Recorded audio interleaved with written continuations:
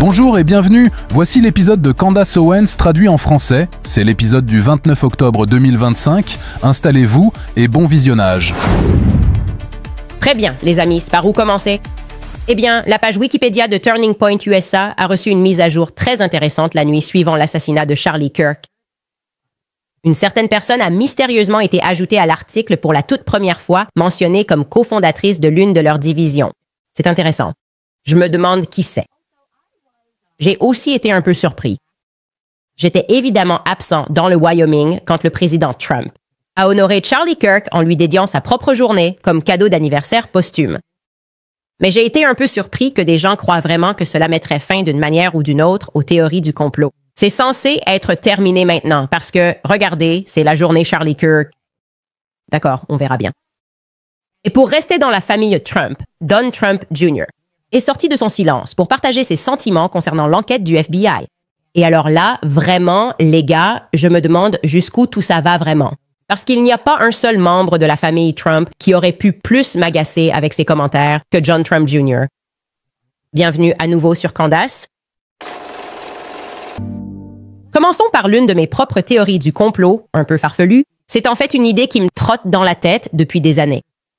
Et cela concerne quelque chose d'intéressant auquel j'ai pensé après l'émission d'hier et que je voulais partager avec vous à propos de Charlie enfant. Charlie était évidemment un enfant extrêmement doué à tel point qu'il était hyperactif. En fait, il a toujours été hyperactif. Ça n'a jamais changé. Il ne pouvait pas rester assis. Il n'était jamais inactif. Il était toujours en train de travailler. Mais il était tellement doué que, bien sûr, les médecins ont immédiatement voulu lui prescrire des médicaments contre le TDAH parce que, eh bien, pourquoi est-il aussi hyperactif? Il y a quelque chose qui ne va pas chez lui. Donnons-lui des médicaments. Et heureusement, les parents de Charlie ont dit « Absolument pas. Vous n'allez pas droguer notre fils. » En réalité, il est surdoué. Et ils ont plutôt choisi de l'envoyer dans une école pour enfants surdoués. C'est ce dont je me souviens. Charlie m'a raconté cette histoire plusieurs fois et j'y ai réfléchi. C'est quelque chose qui m'occupe l'esprit ces derniers temps, qui vit dans ma tête. Parce que je crois vraiment qu'on lui a probablement assigné des sortes de tuteurs de vie à partir de ce moment-là. Il s'est probablement passé quelque chose. Si tu vas dans une petite école, façon X-Men, et qu'ils voient à quel point tu es intelligent, tu fais partie d'un certain programme. Quand j'étais enfant, j'étais dans un programme pour élèves extraordinaires, mais je pense que Charlie était dans une sorte d'école spéciale façon X-Men. Il surveillait probablement ses enfants. Je crois vraiment que la raison pour laquelle nous avons des tests standardisés, c'est pour que le gouvernement puisse repérer qui dépasse la norme, non? Qui dépasse la moyenne des esclaves. Mieux vaut garder un œil sur lui. C'est juste mon soupçon, ma théorie du complot personnel. Je pense que quand mes enfants seront assez grands pour passer des tests standardisés, car même en faisant l'école à la maison, il faut passer des tests standardisés, je vais leur dire, essayez juste d'avoir genre 70%. Nous ne voulons pas qu'un dispositif de géolocalisation gouvernementale soit installé sur nous. Bref, je voulais revenir sur le tournant de l'histoire américaine et vous parler de quelque chose qui me tracasse à propos de Rob McCoy. Accroche-toi à lui. Outre le fait qu'il ment et qu'il prétend être pasteur, il y a le fait que, moins de 36 heures après la mort de Charlie, moins de 36 heures, à l'heure exacte, 22h34, Est. Le 11 septembre, l'article Wikipédia sur les États-Unis, consacré à un tournant, a reçu une mise à jour plutôt intéressante. Le pasteur Rob McCoy, qui n'avait jamais figuré auparavant sur leur page Wikipédia, a finalement obtenu sa propre rubrique. Tout simplement incroyable. Découvrons sans plus attendre cette nouveauté. On peut y lire « Rob McCoy et Charlie Kirk ont fondé ensemble Turning Point USA Faith, TPUS Faith. En plus d'être pasteur pentecôtiste au sein de la Calvary Chapel Association, McCoy est le coprésident de TPUS Faith. Aligné avec la droite chrétienne, McCoy a inspiré Kirk à fusionner le christianisme et le conservatisme social. Pendant la pandémie de COVID-19, McCoy s'est fait connaître pour avoir dénoncé l'interdiction des offices religieux en présentiel. Maintenant, la partie la plus difficile d'être moi. C'est que je suis passé par Turning Point USA, donc je repère ces mensonges très rapidement. D'accord. Non, Rob McCoy n'est pas la personne qui a inspiré Turning Point USA. En réalité, si quelqu'un devait être crédité pour cela, ce serait plutôt il y a longtemps à Liberty University, en fait. Ces pasteurs, ces discussions, j'y étais. On devrait faire une sorte de division de la foi, peu importe ce que c'est. Il ne l'a pas inspiré. Et ce qui est si intéressant avec cette entrée, c'est que lorsque vous cliquez dessus, c'est là que vous voyez à quel point c'est absurde. Quand vous cliquez sur les annotations qui sont là, quand il est écrit qu'il est le cofondateur, de quoi parlez-vous? Depuis quand est-il le cofondateur? Et il est aussi indiqué qu'il était le président. Quand vous cliquez dessus, cet article, qu'ils font passer pour une note, cliquez sur le 54, Skylar, pas le 55. D'accord.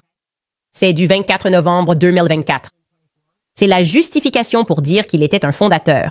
Nulle part dans cet article, il n'est dit qu'il est fondateur ou président. Nulle part. Ils ont juste mis un faux article, un vrai article qui n'a jamais dit ça. Et ils disent « Oh, maintenant c'est sourcé. C'est là pour toujours parce que personne ne fait jamais ses devoirs. » Et Wikipédia. Donc vous ne pouvez évidemment pas remettre ça en question. Et puis vous pouvez voir les deuxièmes citations qui sont utilisées. Septembre, les dates, le 10 septembre, septembre 2025. Donc c'est tout neuf, les gars. Il y a encore les étiquettes dessus. Moins de 36 heures plus tard. Maintenant, vous pourriez penser, en essayant de justifier cela comme je l'ai fait, vous pourriez vous demander rationnellement, eh bien, il y avait beaucoup d'intérêt pour Turning Point USA après cet assassinat. Peut-être qu'il n'y avait aucune mention de Turning Point Faith du tout. Et peut-être que ce qu'ils ont fait, c'est que après coup, les éditeurs de Wikipédia sont intervenus et ont voulu tout séparer et parler de Turning Point USA et y consacrer. Des recherches plus approfondies sur les différents projets sur lesquels travaillent Turning Point USA et Charlie Cook. Alors, ils ont ajouté un nouvel onglet à propos de Turning Point Faith. Si vous vous posez la question, c'est légitime. Mais la réponse à cette réflexion est non. En réalité, il y avait déjà une section de longue date sur le site Wikipédia concernant Turning Point Faith sur Wikipédia. En fait, cette section est toujours disponible si vous faites simplement défiler vers le bas. Et cela entre un peu en conflit avec la nouvelle section qui a été ajoutée. 36 heures plus tard, il est clairement indiqué que Charlie Kirk a fondé TPUSA Faith seul. La voici en 2021.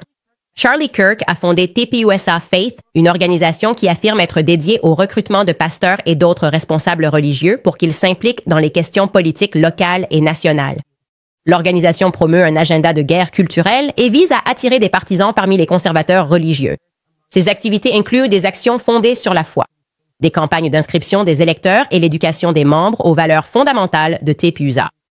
Maintenant, vous pouvez continuer à lire ici, il n'y a aucune mention de McCoy. Donc, ce que cela signifie, concrètement, c'est que lorsque Charlie Kirk était en vie, c'est ce que disait Wikipédia. Puis, il est mort et soudain, quelqu'un dans le monde a dit « Eh bien, qu'en est-il de Rob McCoy ?» Ajoutons Rob McCoy, qui n'est pas connu mondialement. D'accord? Cela se passe même avant l'événement commémoratif, donc on pourrait se dire « Oh, peut-être, une fois. » Il est monté sur scène et a dit « Je suis le pasteur de Charlie. » Quelqu'un est allé là-bas et l'a ajouté. Je ne sais pas, les gars. Ma question est, qui a fait cette mise à jour? Qui a plutôt reçu l'instruction de faire cette mise à jour? Parce que je peux vous dire comment ça fonctionne pour les grandes entreprises. En fait, je cherchais désespérément un message de Charlie parce que je sais qu'il me l'a dit. L'organisation Turning Point USA, avait trouvé un gars qui pouvait aider à nettoyer les pages Wikipédia, n'est-ce pas? Il y a des gens qui font ça à plein temps. Et ils sont payés par de plus grandes organisations pour nettoyer leurs pages Wikipédia. Parce que je me souviens, et j'ai encore les messages, quand nous avons eu nos pages pour la première fois, qui avaient été créées par des éditeurs de Wikipédia. Et elles étaient horribles. Ils disaient des choses terribles sur nous. C'était du genre, Candace est une nationaliste blanche raciste, une folle qui déteste BLM, mais elle déteste aussi les femmes. Vous savez, tout ce qu'on raconte sur moi en ce moment. Et nous étions horrifiés en parcourant nos pages Wikipédia. Et puis, un certain temps a passé et quelqu'un au sein de l'organisation avait trouvé une personne qui pouvait nettoyer nos pages Wikipédia, m'a dit Charlie. Et je ne me souviens plus qui était cette personne. Ça va me revenir. Ça va vraiment me revenir. Mais je suis juste curieuse. Vous pensez vraiment qu'une personne au hasard s'est sentie inspirée à ajouter tout un paragraphe sur Rob McCoy 36 heures plus tard? Qu'est-ce que vous en pensez? Je ne crois même pas qu'ils avaient encore annoncé qu'Erika Kirk était la présidente et la directrice générale. 36 heures plus tard, ça paraît vraiment tôt, non? Moins de 36 heures, je devrais préciser, pour être très clair, moins de 36 heures plus tard. Je crois même que le corps de Charlie n'était pas encore revenu en Arizona. Et pourtant, quelqu'un s'est donné la peine de mentir sur Rob McCoy et d'affirmer, la personne qui a écrit ça, qu'il était le fondateur, le cofondateur, le pasteur de Charlie. Non, ce n'est pas vrai. Le fondateur de TBUS Faith, l'inspiration derrière TBUS Faith. Non, ce n'est pas vrai. Si, c'est vrai. L'un des conseillers nommés au conseil consultatif de TPUSA Faith, je sais qu'il est payé par TPUS Faith pour les prochains sommets de pasteurs, où ils vont apprendre à d'autres pasteurs sionistes chrétiens comment utiliser la Bible comme bouclier pour leurs idées politiques. Vous voyez, c'est écrit ici dans la Bible, ne suivez plus Tucker Carlson. Il n'y a pas d'autre façon de comprendre la lettre de Paul aux Corinthiens que de ne plus suivre Tucker Carlson. C'est l'impression que j'ai, la direction que prenait ce point de virage. Et Rob McCoy allait assurément en tirer un avantage financier. Mes fondateurs? Depuis quand? Bref, tournons maintenant notre attention vers d'autres alliés, le président Donald Trump. Bien sûr, nous devons en arriver là parce que Charlie aimait vraiment Donald J. À toutes, d'accord? Il l'aimait. C'est incroyable, en relisant mes messages, de réaliser à quel point il lui a consacré toute sa vie. Et je veux dire, des nuits blanches à vouloir s'assurer qu'il soit élu, réélu, les élections de mi-mandat, sur le terrain, portant une casquette MAGA. On était partout. Partout. J'étais moi aussi à fond pour Trump. Je croyais vraiment en Trump. Je croyais vraiment que si les gens pouvaient se rendre compte à quelle vitesse les médias s'étaient retournés contre lui, cela pourrait être, vous savez, un moyen pour que les Afro-Américains comprennent qu'on nous manipule, parce que toute mon attention était portée sur la communauté noire américaine. C'est ça. Et ce que je peux dire, c'est que dès l'instant où nous avons appris la nouvelle du décès de Charlie Kirk, je savais, spirituellement, que nous n'aurions jamais toute la vérité de la part des autorités, n'est-ce pas? Pas de la part des autorités. Je ne peux pas l'expliquer. C'est ce que je ressentais. Et puis, quand Trump s'est précipité pour tweeter ou publier sur Truth Social cette photo, une photo générée par IA de lui et Charlie avec l'étoile de David en arrière-plan, j'ai su. J'ai su. Je savais que l'enquête sur le meurtre de Charlie Kirk était officiellement terminée, n'est-ce pas? Les autorités ne voulaient rien avoir à faire avec ça, parce qu'il n'y avait personne de plus psychotiquement insistant pour que les gens arrêtent immédiatement de poser des questions sur la mort de Charlie. Je veux dire, dès les premières heures, n'est-ce pas? Que les personnes dévouées au lobby israélien, n'est-ce pas? Ces individus, si vous regardez en arrière, les personnes pro-Israël, pour une raison ou une autre, disaient « N'allez pas plus loin dans cette affaire de mort ». En fait, je vais vous lancer un défi. Faites-moi une faveur. Trouvez-moi une seule, juste une seule personne pro-Israël dans la vraie vie qui affirme ne pas croire que Charlie Kirk a été tué par Tyler Robinson. Les preuves sont accablantes que Tyler Robinson n'a pas agi seul, que Tyler Robinson n'a pas tiré le coup de feu, que Tyler Robinson n'a pas utilisé un fusil 30-06. Trouvez-moi juste une personne ayant une tribune qui soit pro-Israël et qui dise « Je veux que l'enquête sur sa mort continue ». C'est un peu étrange, non? C'est un peu bizarre. Les chiens, très silencieux en ce moment, vraiment, vraiment silencieux. Et il y avait comme un piquet planté dans le sol. Ils ne bougent pas. C'est très étrange. Ils veulent tous, cependant, je dois le dire, qu'ils soient honorés, n'est-ce pas? Surtout avec votre argent. Ils veulent que vous donniez à Turning Point USA. C'est d'ailleurs la meilleure façon de l'honorer. Ouvrez vos portefeuilles. Ils n'ont pas assez d'argent là-bas, n'est-ce pas? Ils encaissent genre 100 millions par an. Ils n'en ont pas assez. Ouvrez vos poches, faites en sorte que son émission continue et ne posez pas de questions. C'est évidemment la meilleure façon de rendre hommage à Charlie Kirk. Ils veulent le glorifier et ils ont immédiatement essayé de le glorifier comme le goy le plus judéo-chrétien de tous les temps. En gros, pourquoi ne pas lui avoir mis une kippa sur certaines de ses photos prises par l'IA? Ce serait plus logique. La direction, je veux dire, tellement instantanée, c'est comme essayer de bâtir un héritage, n'est-ce pas? Et dans cet esprit, nous voulons que cela reste honorifique, sans chercher à résoudre ce qui s'est passé. Pour l'anniversaire de Charlie, le président Trump a promulgué une loi, ou plutôt institué un jour férié. Et il a choisi le 14 octobre, jour de l'anniversaire de Charlie Clark. Ce serait une journée nationale de commémoration en l'honneur de Charlie Kirk. D'accord? Et je vais vous dire ce que j'en pense. Véritable sioniste qui a infiltré mon club de lecture, tu n'avais pas besoin de payer 9$ et 99 cents pour savoir ce que je pense de ça. Je ne comprends pas pourquoi les gens pensent que je cache ce que je ressens. C'est très étrange. Genre, depuis quand les gens se disent « Oh, il faut qu'on essaye d'écouter en douce pour savoir ce qu'elles pensent vraiment. » Je vais vous dire ce que je pense vraiment. Je pense que c'est nul. D'accord? Ce que j'ai dit dans mon club de lecture tient toujours. Ce n'est jamais bon quand les fédéraux font la queue pour t'offrir un jour férié. Ce n'est pas bon. Vous voyez, ambiance Martin Luther King. Je ne Martin Luther King Jr. Je pense que les fédéraux ont clairement tué Martin Luther King Jr. Mais nous, à l'école, on apprend à son sujet. Il y a tout un jour férié à son nom. Oh, il était tellement génial, j'adorais ça. J'ai un rêve, ce discours. Oh, les fédéraux. Oh, mec, t'es doué.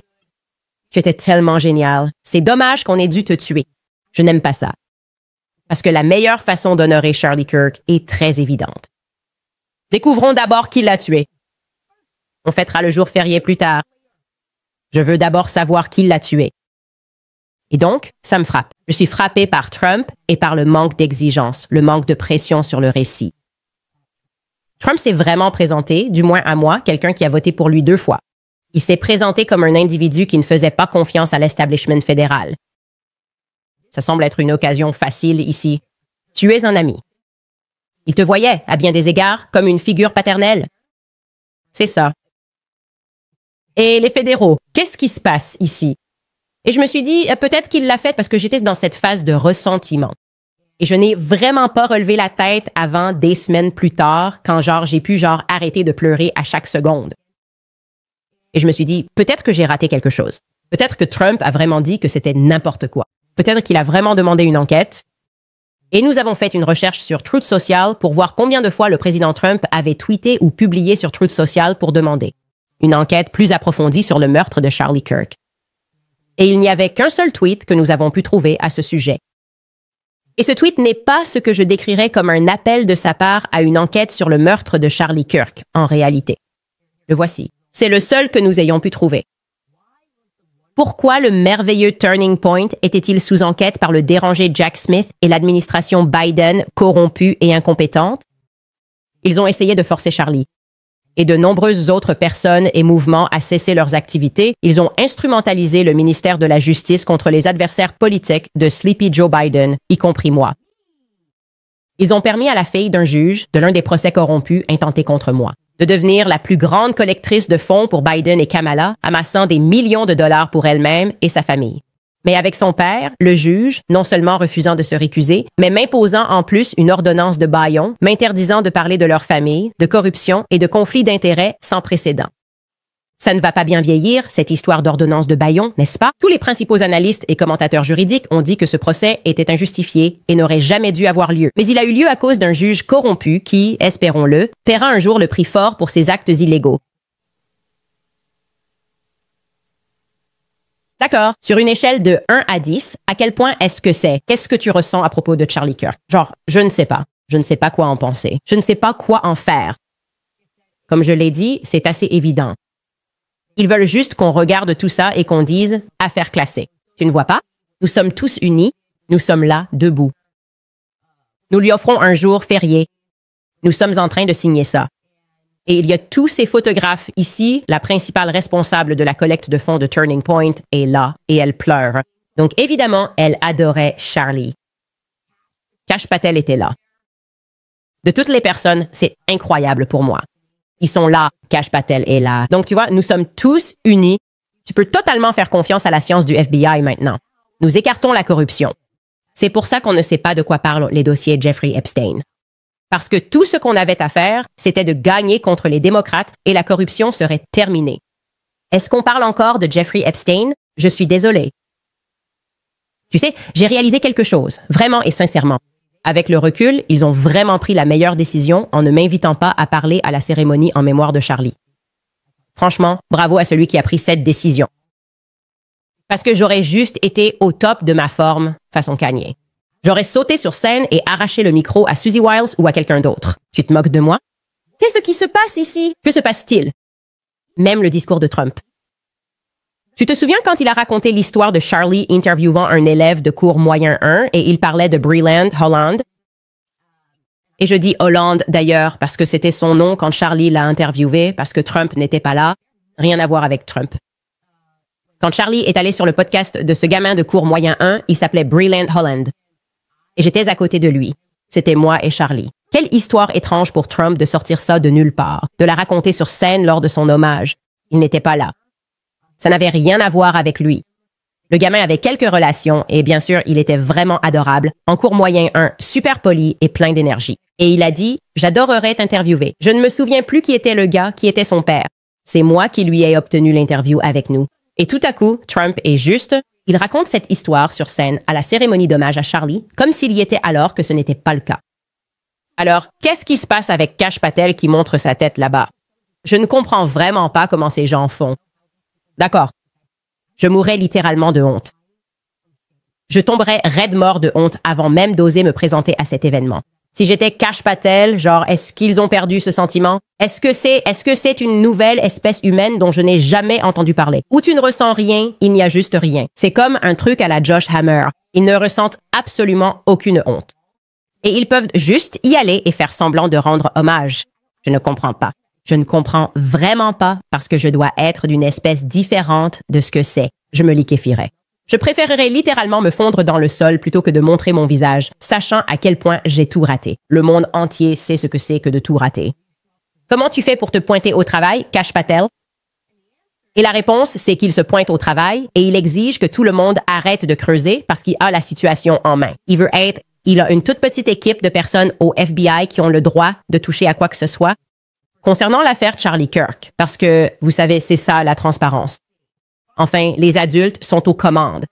Ce sera l'administration la plus transparente de tous les temps, sauf pour les affaires Jeffrey Epstein ou Charlie Kirk, qui était un ami de l'administration. Là-dessus, il faut rester un peu opaque. Véritable titre du New York Times d'hier à propos de la colère de Kash Patel lorsqu'il a reçu une demande d'information. De la part de Joe Kent du bureau de Tulsi Gabbard. Il dirige le Centre national de lutte contre le terrorisme, c'est Joe Kent qui le fait. Et le fait qu'il demande des détails à ce sujet a apparemment alarmé Kash Patel. On dit que Kash Patel a été alarmé. Il a même convoqué une réunion, non? Il voulait enquêter sur l'assassinat concernant Joe Kent. Ils se sont dit, peut-être que des gens à l'étranger étaient impliqués dans son meurtre. Peut-être qu'ils pensèrent que Bibi en disait trop. Est-ce qu'on peut juste regarder ces dossiers parce que c'est notre travail, le terrorisme à l'étranger? Et Kash Patel a été tellement alarmé par cela, tellement alarmé qu'il veuille consulter ses dossiers, qu'il a apparemment tenu une réunion. Oh, qu'est-ce que vous faites? Ce n'est pas approprié. Ce n'est pas approprié que vous enquêtiez là-dessus. D'accord? Nous ne voulons pas que vous sachiez s'il y avait ou non une puissance étrangère ou une autre entité impliquée dans cette affaire. Et c'est la raison. C'est pour cette raison que Kash Patel a décidé d'organiser une réunion avec Susie Wiles, Joe Kent, Tulsi Gabbard et des responsables de Trump. Je crois que, a dit J.D., Vance était aussi présent à cette réunion et rien n'a été accompli. Parce que, pourquoi ne partageriez-vous pas si vous êtes l'administration la plus transparente de tous les temps? Obtenir de l'aide? Et nous sommes censés être partenaires là-dedans. Ne voulons-nous pas tous découvrir qui a tué Charlie Kirk? Et la réponse est non. Nous ne voulons pas tous découvrir qui a tué Charlie Kirk. Je pense que c'est évident, non? C'est assez clair que ce n'est pas le cas. Nous ne voulons pas tous savoir qui a assassiné Charlie Kirk parce qu'ils n'agissent pas, n'est-ce pas? Personne n'agit correctement en ce moment. Et c'est stupéfiant. Nous faisons tellement de découvertes dans cette affaire. Et je dois vous dire, les gars, nous nous rapprochons. Nous approchons du but. Très près, je pense, de ce qui s'est réellement passé ce jour-là. Et j'ai le pressentiment que certaines entités étrangères étaient impliquées. Alors, Joe, Ken, Tulsi Gabbard, si jamais vous tombez sur cet épisode. Continuez, d'accord? On avance juste très lentement ici. Posez-la pas. On va voir qui ment sur quoi. Et quand nous reviendrons après cette pause, je vais vous révéler un autre mensonge stupéfiant qui a marqué un tournant. Et vous allez commencer à ressentir quelque chose à propos de toutes ces personnes qui, apparemment, sont en deuil pour lui. Et bien sûr, la meilleure façon de faire son deuil, c'est de mentir. Nous revenons tout de suite après une courte pause. Très bien, donc Mikey McCoy est absent de l'émission de Charlie Kirk. Il semblait très heureux de prendre cette place par la suite. Je pense que nous nous attendions tous, après que cette vidéo soit devenue virale, à ce qu'il s'exprime sur ses actions là-bas dès que Charlie a été touché. On nous a dit par Andrew Colvett, qui est lui aussi absent de l'épisode d'aujourd'hui du Charlie Kirk Show, que c'était parce que Charlie avait été très explicite. Charlie avait été très explicite. Charlie a dit « Si jamais je me fais tirer dessus lors d'un événement, du côté gauche de mon cou, la première chose que je veux que tu fasses, c'est de ne pas m'aider, d'accord? » Et comment pourrions-nous faire autrement que de faire confiance à la science ici? On doit juste faire confiance à la science. On ne saura jamais, d'accord? Parce que j'imagine qu'ils ne vont pas nous montrer les relevés d'appel, ils ne vont rien faire pour simplement écarter facilement toutes ces soi-disant conspirations qui sont malsaines. Je voulais vous montrer ce commentaire. Il était en fait sous son émission d'hier. Enfin, c'était peut-être même l'avant-veille à propos des instructions uniques de Charlie à ses amis, n'est-ce pas? Ceci est un commentaire. Les instructions de Charlie sont vraiment insensées. Numéro 1, me laisser sans aide ni premier secours, c'est vrai. Il ne lui a été administré aucun premier secours. J'ai des vidéos en gros plan de cela. C'est très étrange pour moi parce que c'est censé être leur domaine d'expertise. Aucune compresse n'a été sortie, rien, même pas la blessure sécurisée pendant qu'il le transportait à l'hôpital. Et je n'accepte pas d'ailleurs que ce soit parce que la situation était chaotique. Il vous paie littéralement des millions de dollars par an pour savoir quoi faire, équipe de sécurité, quand les choses deviennent folles. Êtes-vous toujours employé? Avez-vous échoué dans votre unique mission? Je ne sais pas. Nous allons le découvrir. Bref, sa deuxième instruction, cette femme écrit, filmez votre réaction en mode selfie. Charlie a dû le vouloir. C'est ce qu'il aurait voulu, je pense. Il aurait voulu ça, je ne sais pas. Troisièmement, prenez toutes les cartes SD juste au cas où. Sécurisez les enregistrements et ne les montrez jamais à personne. Mais les fédéraux, qui ont toujours été si dignes de confiance. Et 4, recouvrez rapidement la scène au cas où quelqu'un voudrait obtenir justice pour moi. Ouais, c'est vraiment ça. Ce sont des instructions, ça. Est-ce que Charlie Kirk avait de vrais amis? Qu'est-ce que vous en pensez? Parce que plus le temps passe, plus je suis en colère contre tous ceux qui mentent sur chaque petit détail. Et je ne parle pas littéralement des petites choses, d'accord? Même pas des grandes choses, mais des petites choses. C'est pour ça que le point de vue catholique m'a tellement contrarié. Quand j'ai dit très doucement « Oh, on pensait qu'il était sur le point de se convertir », il allait à la messe. Et puis, soudainement, opération se moquer du pasteur ou se moquer de l'influenceur évangélique a commencé. Et ils étaient tous là à dire « Ce n'est pas vrai. Ce n'est pas vrai. » Et moi, je me dis « Qu'est-ce que tu veux dire? Ce n'est pas vrai. Ne sois pas absurde. Ne sois pas absurde. Pourquoi mentir? » Je repense à ce moment. Et je pense que c'était juste après la cérémonie commémorative, quelques jours après la cérémonie, quand Alex Clark a publié cette interview avec elle et Andrew Colvett. Et ils ont fait une sorte de séance d'autocritique à ce sujet. Ils disaient non, ils étaient tous les deux des évangéliques engagés. Et eux, lui et Erika, et il aimait les encens, les cloches et tout ça. Il adorait l'architecture, mais il n'y avait plus de substance pour lui. J'ai vraiment eu du mal avec ça. Et j'ai encore plus de mal avec ça maintenant que je sais que Charlie Kirk se pose beaucoup de questions à ce sujet. Qu'en est-il de son enterrement? Pourquoi n'avons-nous rien vu au sujet de son enterrement? On a vu tellement de choses, puis plus rien. Et la raison pour laquelle c'est un grand secret, c'est parce que Charlie a eu une messe d'enterrement catholique et qu'il est enterré dans un cimetière catholique. Oui. Mais en réalité, c'était surtout pour l'architecture. Je veux que vous compreniez pourquoi ces petits mensonges.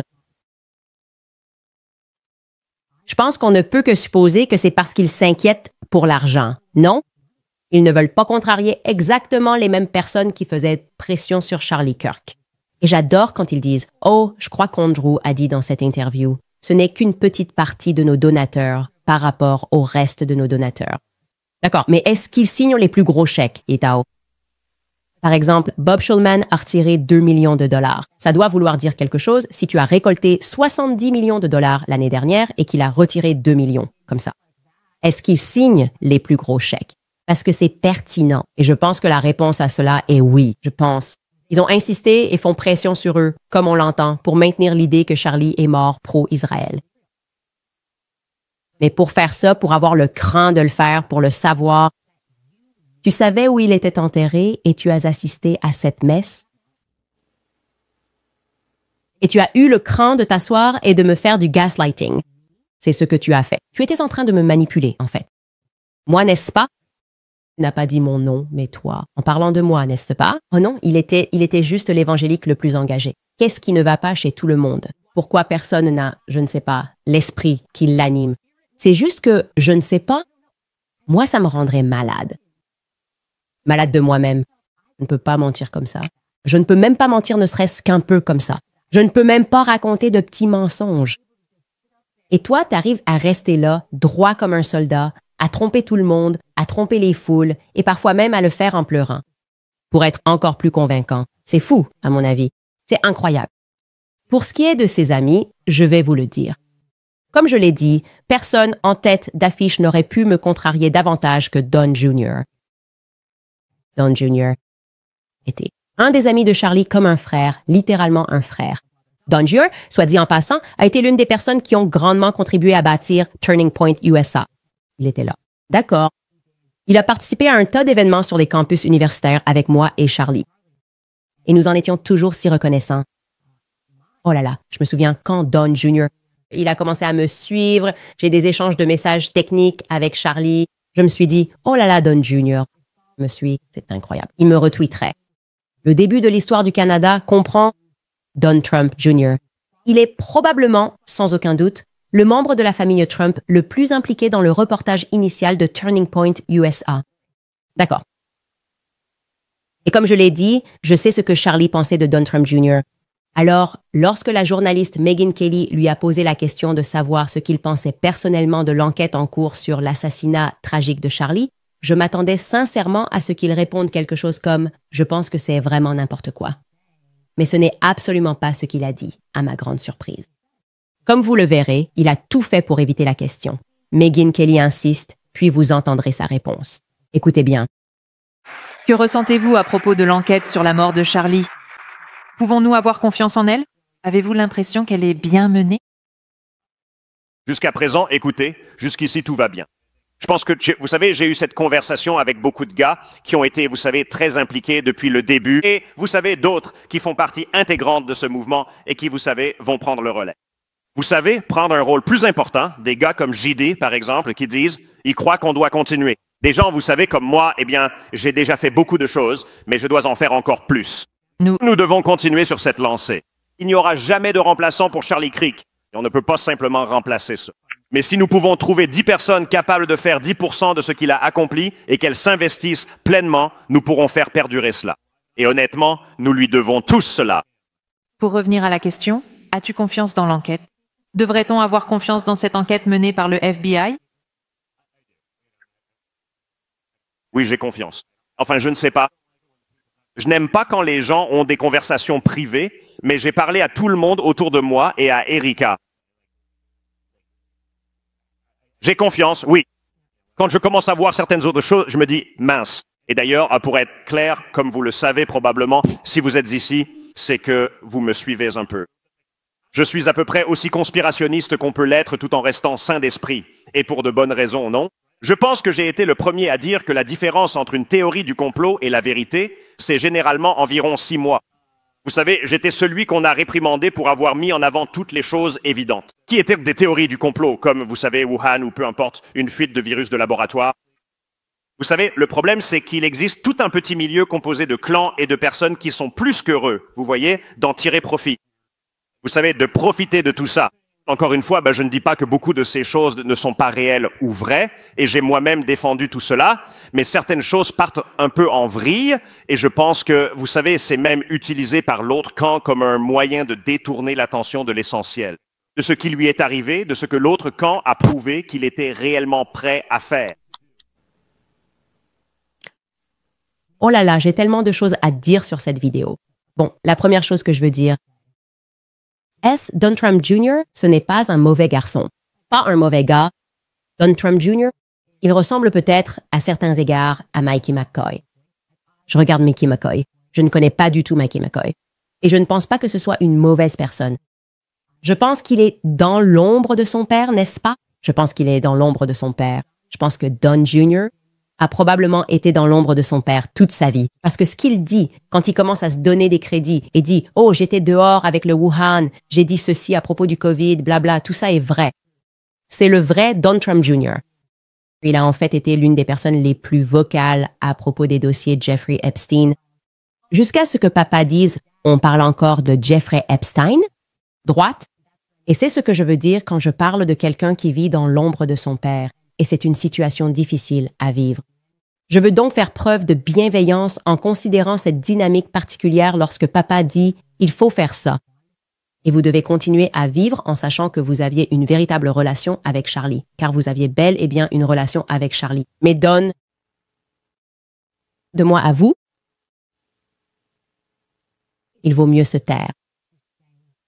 Il vaut mieux dire « je ne vais tout simplement pas répondre à cette question ». La meilleure façon d'honorer Charlie Kirk, si pour une raison quelconque tu ne peux pas te battre pour lui, c'est simplement de ne rien dire. Parce que j'ai regardé cet extrait et il m'a dérangé pour de nombreuses raisons, Don, parce que je sais qui tu es, je sais qui tu es. Tu es un chasseur. Tu aimes chasser, Don, n'est-ce pas? Sur chaque photo de toi, tu es dans la nature depuis toujours. Tu aimes être dans la nature. En fait, tu m'as beaucoup appris sur la nature et sur la chasse. Et ma meilleure expérience de pêche, c'est d'ailleurs avec toi, non? Repousser les otaries ou les phoques en Colombie-Britannique. Tu sais, la nature, et je ne vais pas te demander d'aller à l'encontre de ta nature en honorant ton père, mais je vais te demander de ne pas mentir. Et en tant que chasseur, tu ne mens pas. Et c'est vraiment ce que tu crois. Tu fais confiance à l'enquête. Je vais avoir besoin que tu fasses une vidéo où tu dis que tu crois cela. Charlie a été touché par une balle de 30,06 dans le cou. Et que d'une certaine manière, par un miracle de Dieu, le coup de Charlie a arrêté une balle de 30,06. Non seulement il a arrêté une 30,06, mais en plus, il était quasiment intact, même pas détruit. Son cou n'a même pas été détruit par une balle de 30,06.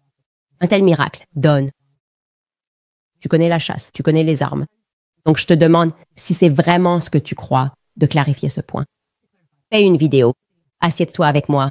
Regarde-moi dans les yeux et dis-moi, Candice, je pense vraiment que Charlie, notre ami, parce que tu es son ami, tu étais son frère, a arrêté une balle de 30,06 avec son cou qui est resté intact.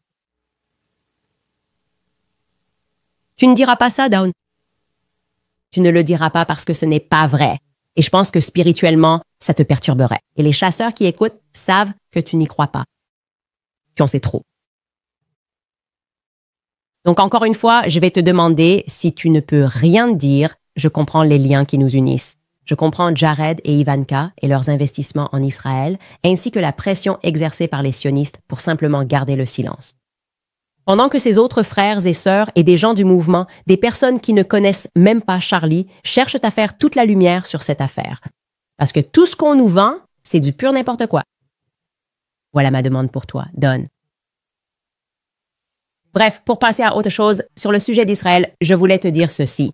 J'étais très enthousiaste à l'idée de m'asseoir et d'avoir une conversation que nous publierons vendredi avec Norman Finkelstein. Norman Finkelstein a probablement été la personne qui m'a le plus marqué, qui m'a vraiment ouvert les yeux sur Gaza, qui m'a permis d'en apprendre davantage sur Gaza. Je pense que la plupart des gens ne savaient pas, sincèrement, comme moi, ne savaient absolument rien. Rien sur l'histoire de Gaza, je n'en savais rien parce que c'est un sujet tellement censuré en Amérique.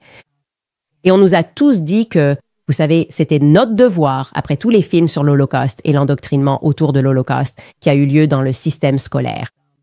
S'offusquer à l'idée que quiconque puisse avoir une pensée contre l'État moderne d'Israël qui n'existe que parce que 6 millions de Juifs ont péri dans l'Holocauste. Nous avons tous grandi avec ça, n'est-ce pas? Nous avons grandi. Être endoctrinés pour ne poser aucune question concernant Israël. C'est la réalité. Et Norm Finkelstein, dont les parents ont survécu, l'un de ses parents a survécu. Auschwitz, voilà la raison. Je l'ai reçu dans mon émission juste après le 7 octobre, peu de temps après, lorsque j'étais au Daily Wire. Et ce qu'il m'a dit m'a horrifiée et m'a poussé à m'instruire davantage sur le sujet. Et j'étais tellement reconnaissante d'avoir pu m'asseoir à nouveau avec lui, cette fois dans mon émission totalement à moi seule. Et je vais juste vous montrer une petite bande-annonce de cela. Écoutez bien. Le magazine The Economist décrit Gaza comme, je cite, un dépotoir humain. Le principal responsable de l'ONU, chargé de Gaza, l'a décrit comme, je cite, une décharge toxique. Pour le peuple d'Israël, les Gazaouis sont des vermines. Ce sont des déchets. Ce sont des rebuts humains. C'est vous qui avez insisté pour que nous ayons tous un point de vue sur le 7 octobre. Puis, lorsque nous avons regardé et percé ce voile, nous nous sommes dit, « Oh mon Dieu, comment ai-je pu être aussi provisoire? » Et maintenant, vous voulez que nous nous taisions? Il y a un problème ici. Une classe de milliardaires suprémacistes juifs utilise désormais ouvertement l'argent comme une arme de chantage pour faire taire non seulement les critiques envers les juifs, mais aussi faire taire toutes les critiques concernant un génocide en cours, que certains dénoncent ouvertement.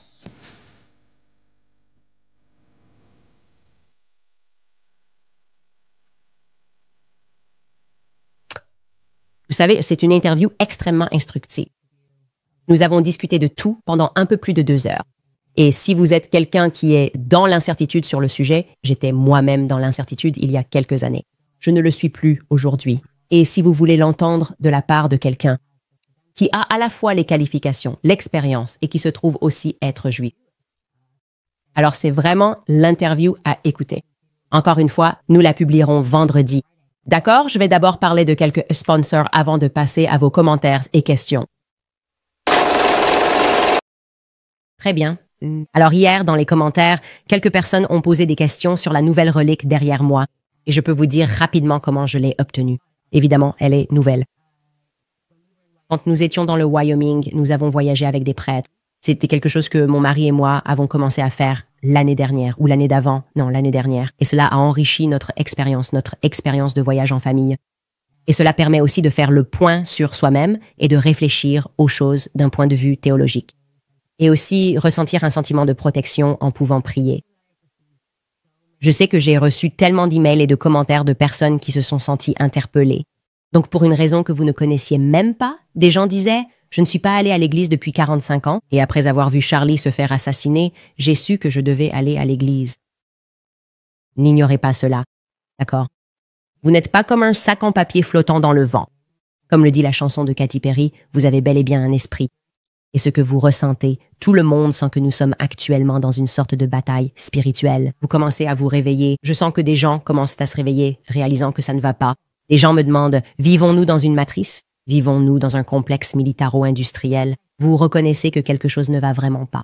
N'ignorez pas votre instinct à ce sujet, d'accord? Vous ne descendez pas de l'Homo sapiens, ni de l'Australopithèque.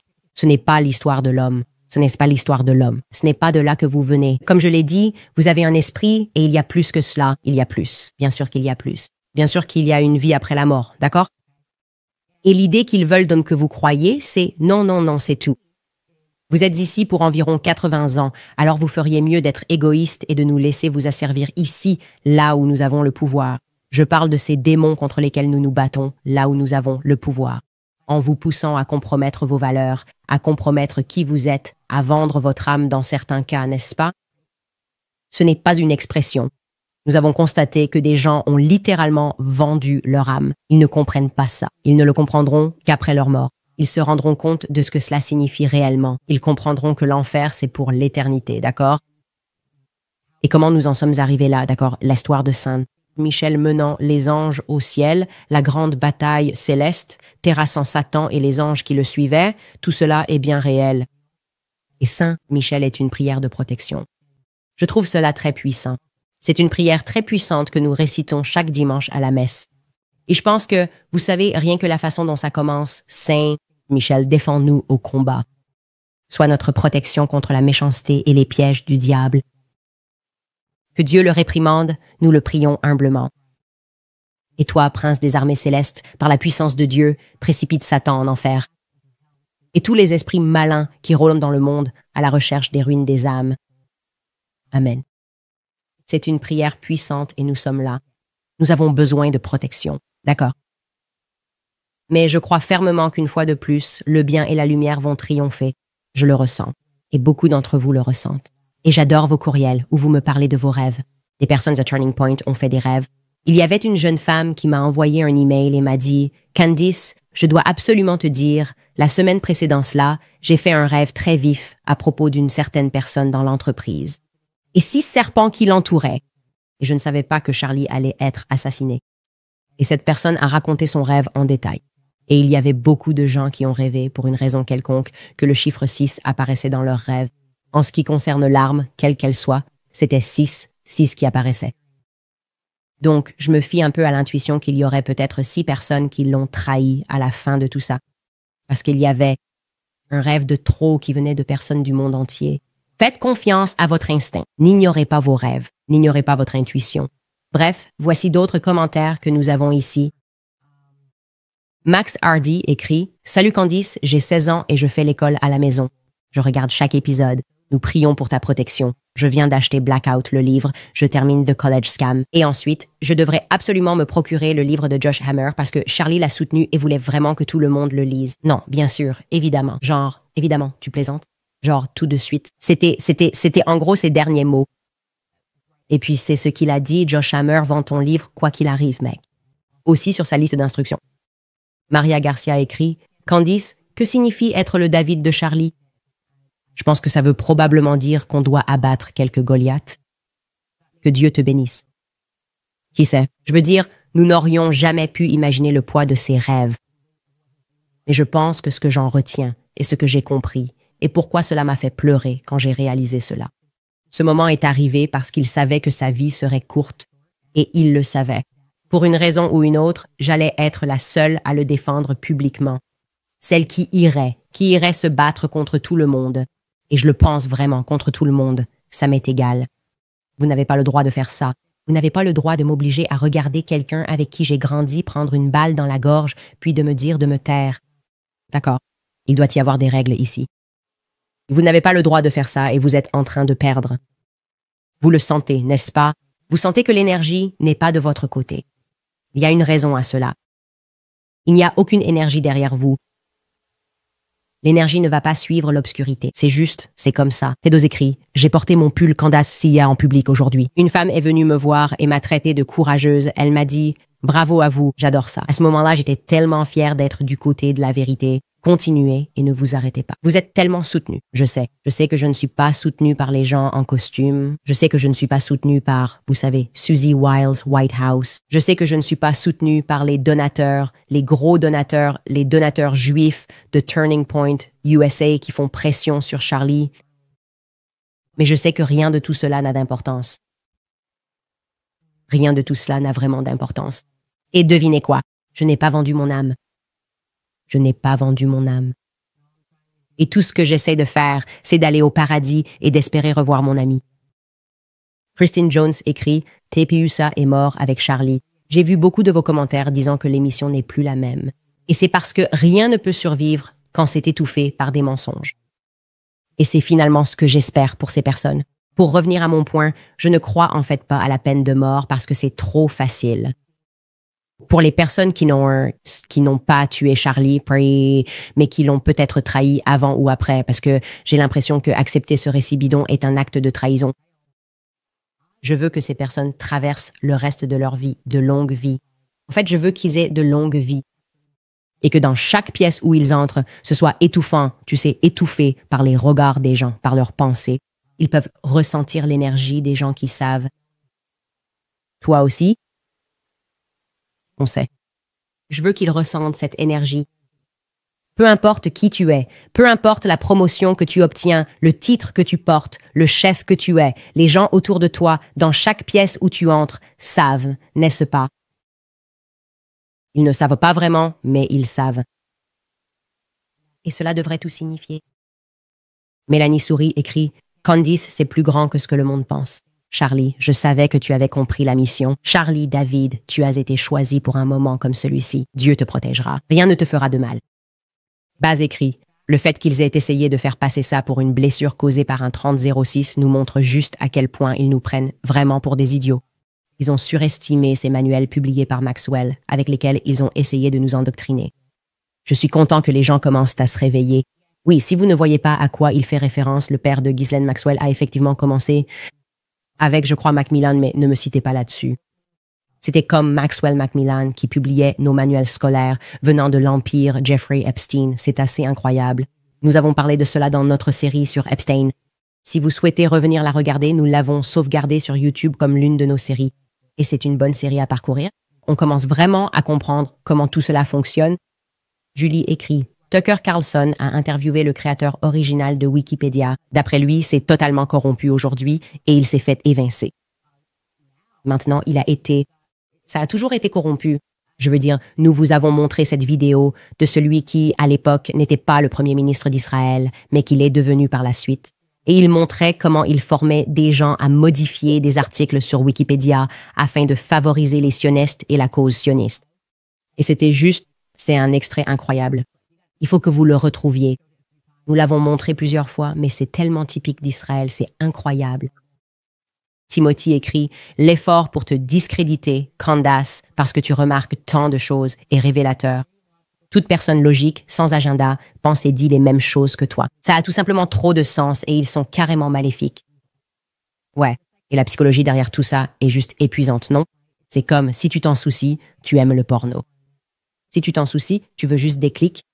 Si tu t'en soucies, c'est comme s'ils essayaient de nous salir.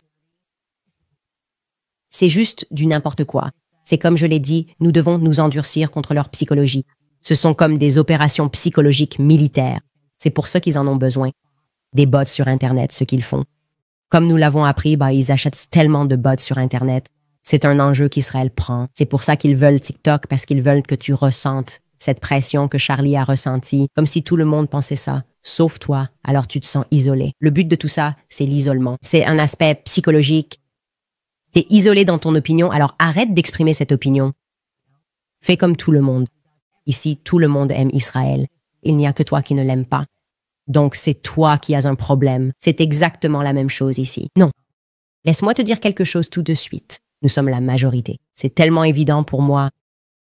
Melanie écrit, en conclusion, Candice, c'est plus grand que ça. Oh, en fait, tu l'avais déjà écrit. C'est plus grand que ce que le monde pense. Et j'y crois absolument. Si vous voulez soutenir notre travail continu, je vous le dis, vous allez adorer celui-ci. J'en suis très fière. Identifiez-moi si vous achetez ce livre. Ça me rend très enthousiaste. Vous pouvez aller sur makehimasandwich.com pour acheter votre exemplaire du livre. Je pense que je devrais probablement en faire quelques-uns dédicacés aussi. Je ferai ça avant Noël. Savannah, si tu veux le noter, makehimasandwich.com. Pour lire ce livre sur le féminisme, qui, à mon avis, est un élément très important de tout cela. Et apprendre les origines du mouvement féministe, qui bien sûr n'avait rien à voir avec le fait de vouloir soutenir les femmes.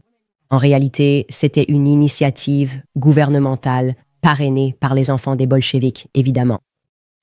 Et au-delà de ça, vous pouvez aller sur canaston.com, vous acheter du matériel de la CIA. On ne sait pas vraiment, mais on sait et on a réapprovisionné notre stand avec des tasses à cet effet. Alors merci beaucoup à vous tous pour tout le soutien. Je suis remarquablement lucide à ce sujet. Je suis en fait très positif à ce sujet. Mes rêves ont été positifs et je sais que nous avançons. Nous nous rapprochons de plus en plus de la vérité sur ce qui s'est passé. Et cela va, lorsque le monde apprendra la vérité, avoir un effet radical sur l'humanité. Donc Charlie n'est pas mort en vain. On se retrouve demain.